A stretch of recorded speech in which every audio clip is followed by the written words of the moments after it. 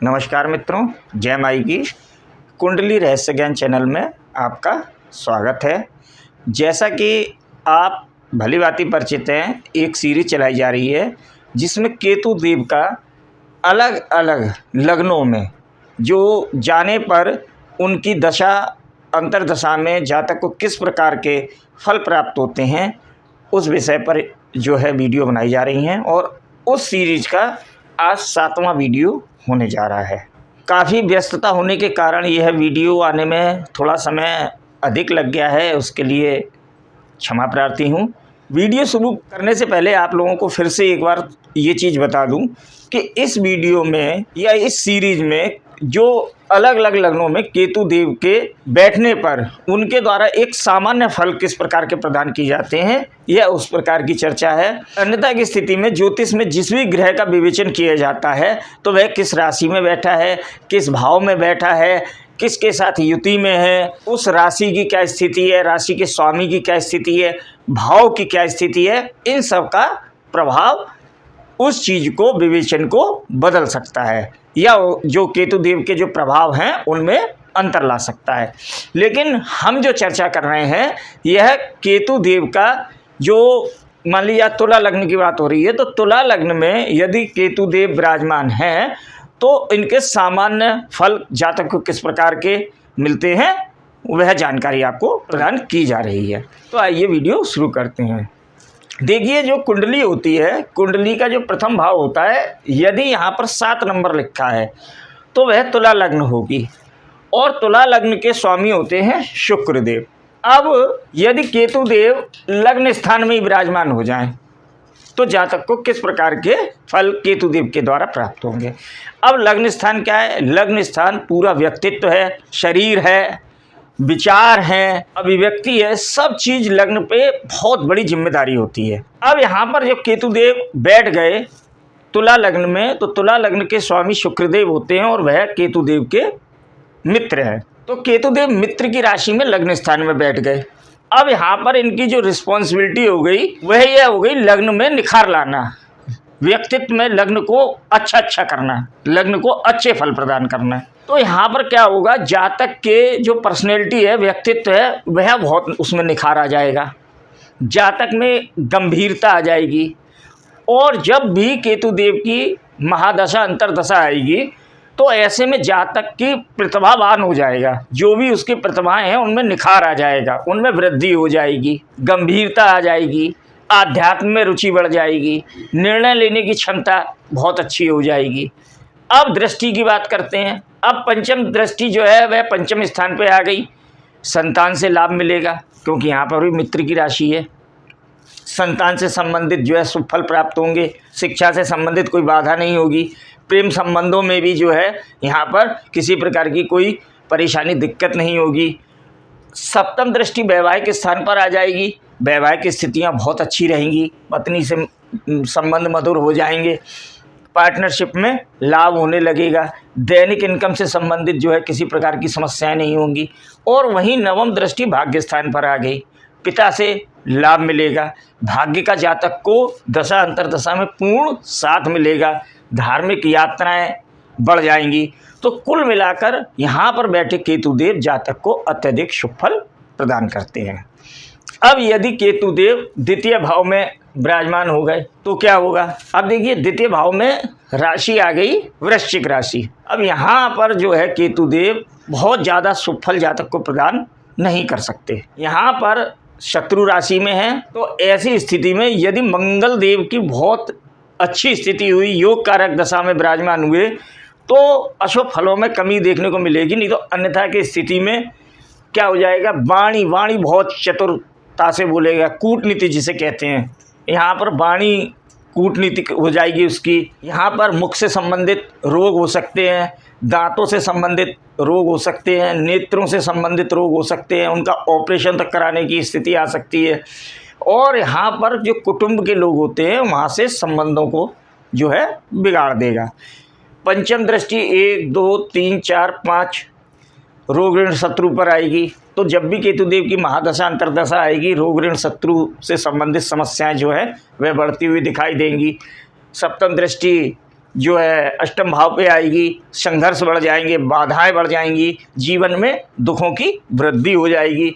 और नवम दृष्टि इनकम स्थान पर कार्य क्षेत्र पर पड़ने से कार्य क्षेत्र में जो है अस्थिरता उत्पन्न कर देगा और वहाँ पे धन की जो है वह थोड़ी सी आपको हानि भी करा सकता है, क्योंकि धन भाव में बैठे हुए तो कार्य क्षेत्र में कहीं ऐसा आपका इन्वेस्टमेंट करा दे या आप जो कार्य करा रहे हैं वह कार्य बंद हो जाए, किसी प्रकार से उसमें धन की हानि भी होती देखी गई है।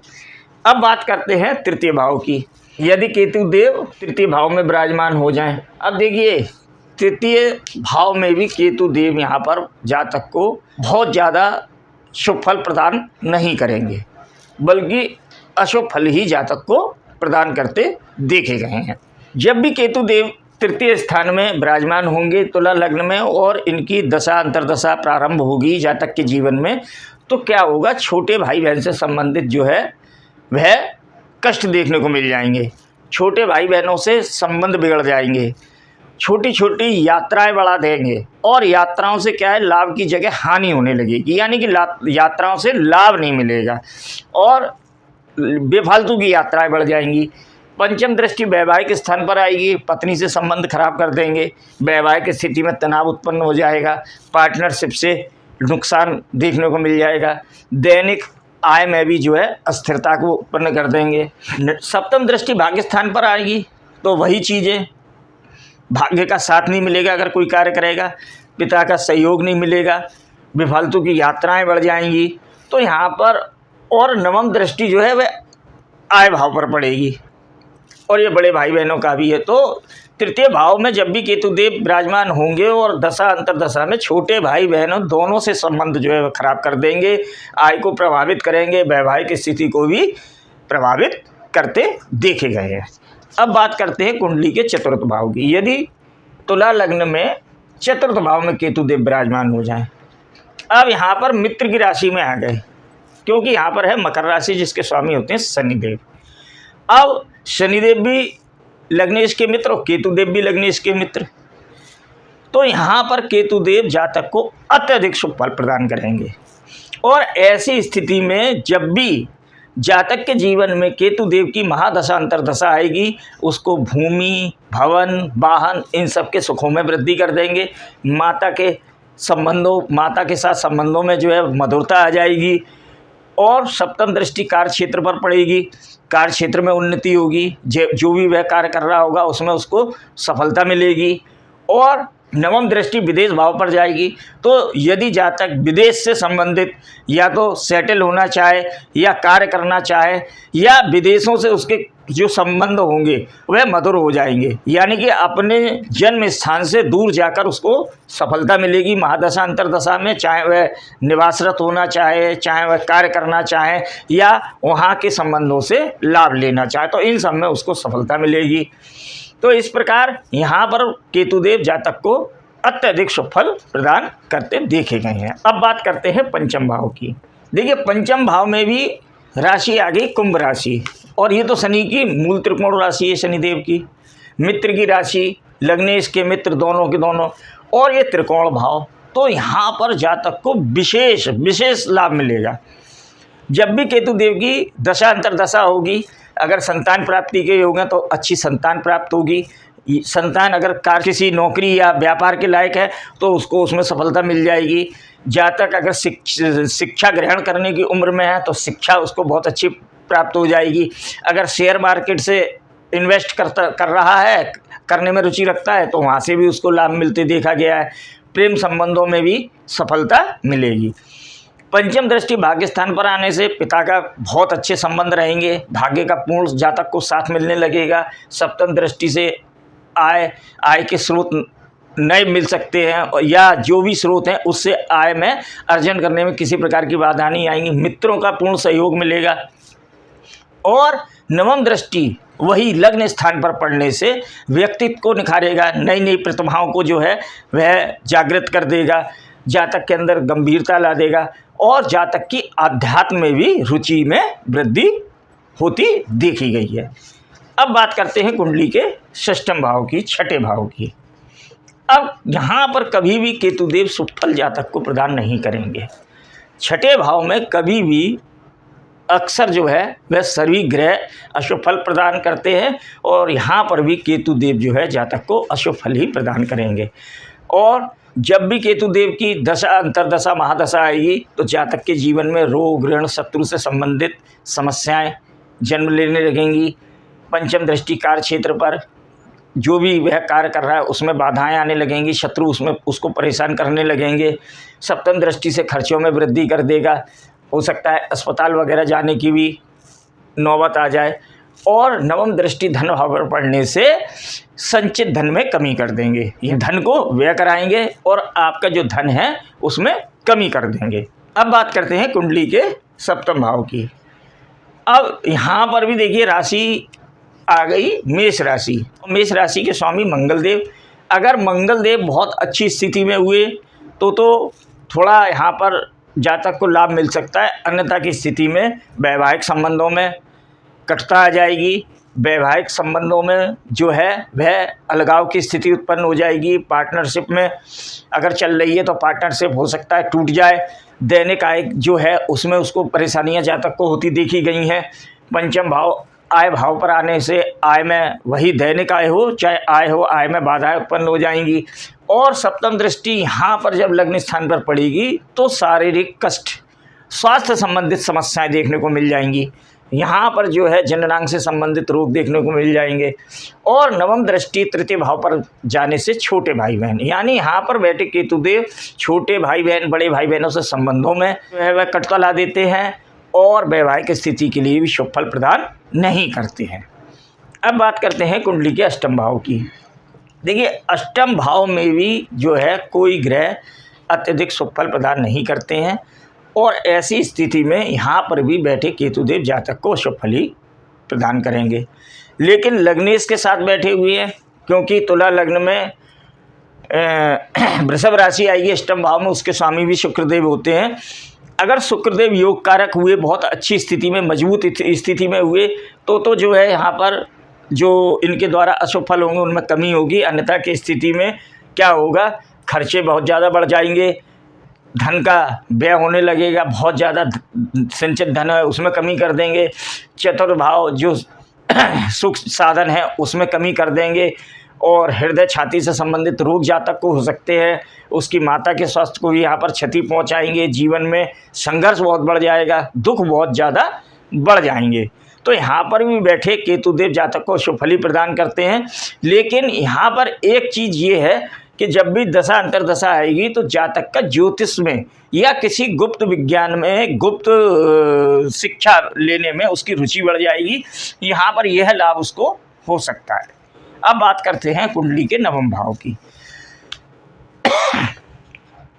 देखिए नवम भाव में राशि आ गई मिथुन राशि, जिसके स्वामी होते हैं बुधदेव। अब वही चीज़ हो गई कि बुधदेव भी लग्नेश के मित्र हैं और केतुदेव भी लग्नेश के मित्र हैं। तो ऐसी स्थिति में क्या होगा, यहाँ पर बैठे केतुदेव जातक को अत्यधिक शुभ फल प्रदान करेंगे। जातक को जो भी दशांतर दशा में कार्य करेगा तो उसमें भाग्य का पूर्ण साथ मिलेगा, पिता का जो है पूर्ण सहयोग मिलेगा, यात्राओं से लाभ मिलेगा, स्वास्थ्य अच्छा हो जाएगा। पंचम दृष्टि लग्न पर पड़ने से व्यक्तित्व निखार आएगा, प्रतिभाएं, नई नई प्रतिभाएं जो हैं उसके अंदर जन्म लेने लगेंगी, गंभीरता आ जाएगी, अध्यात्म में रुचि बढ़ जाएगी। छोटे भाई बहनों के साथ संबंध जो है वह अच्छे हो जाएंगे और संतान से संबंधित, शिक्षा से संबंधित जो है जो चीज़ें हैं उसमें भी यहाँ पर लाभ प्रदान करते हैं केतुदेव। अब बात करते हैं कुंडली के दसम भाव की। अब दसम भाव में राशि आ गई कर्क राशि, जो कि केतुदेव के परम शत्रु हैं चंद्रदेव।